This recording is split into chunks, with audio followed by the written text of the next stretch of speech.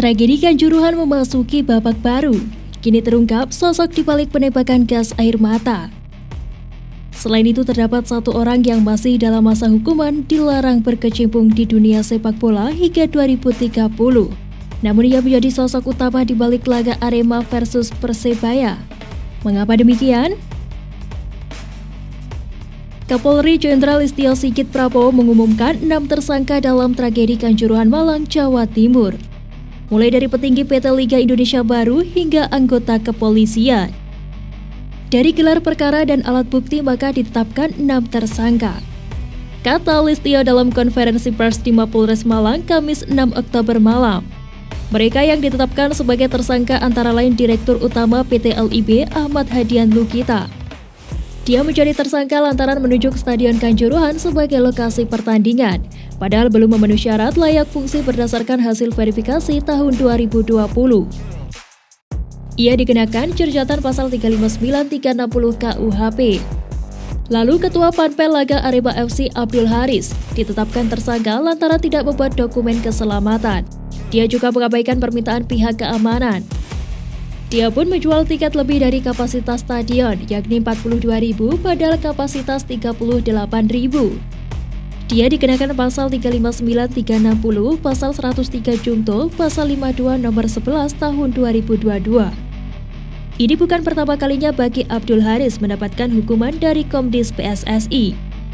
12 tahun silam saat era Indonesia Super League, dirinya pernah dijatuhi hukuman berat. Abdul Haris dilarang aktif di persepakbolaan nasional selama 20 tahun. Saat itu Abdul Haris diduga terbukti melakukan percobaan menyuap Komdis PSSI. Percobaan penyuapan berawal dari hukuman Komdis PSSI kepada Arema FC sebesar 50 juta serta larangan bertanding tanpa penonton. Ketika laga Arema FC melawan Persema Malang, penonton membludak hingga masuk ke lapangan. Komdis PSSI lantas membantah tudingan kasus penyuapan tersebut. Ketua Komdis PSSI kala itu Hinca Panjaitan geram dan membantah bersekongkol dengan Abdul Haris perihal keringanan hukuman Arema FC. Akibatnya, Abdul Haris dikenakan sanksi berkecimpung di dunia sepak bola selama 20 tahun atau hingga 2030. Tapi mengapa hukuman tersebut belum selesai namun yang bersangkutan sudah berkecimpung di dunia sepak bola? Hal itu diduga karena dualisme yang sempat terjadi di sepak bola Indonesia. Kemudian Suko Sutrisno selaku security steward. Dia jadi tersangka karena memerintahkan steward meninggalkan pintu gerbang, padahal steward harus menjaga pintu. Akibatnya, pintu jadi tidak terbuka optimal saat masa ingin keluar. Lalu Kompol Wahyu Setio Pranoto selaku Kabag OPS Polres Malang. Dia jadi tersangka karena tahu ada aturan FIFA tentang larangan penggunaan gas air mata. Akan tetapi yang bersangkutan tidak mencegah atau melarang personel memakai gas air mata.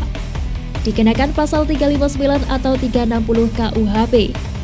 Tersangka selanjutnya yakni AKP Hasdarman, selaku Komandan Kompi Primopolda Jawa Timur. Dia yang memerintahkan personel lainnya menembakkan gas air mata. Dikenakan pasal 359 dan atau 360 KUHP. Tersangka berikutnya AKP Bambang Sidik Ahmadi, selaku Kasat Samapta Polres Malang. Dia memerintahkan personel menembakkan gas air mata. Dikenakan pasal 359 dan atau 360 KUHP.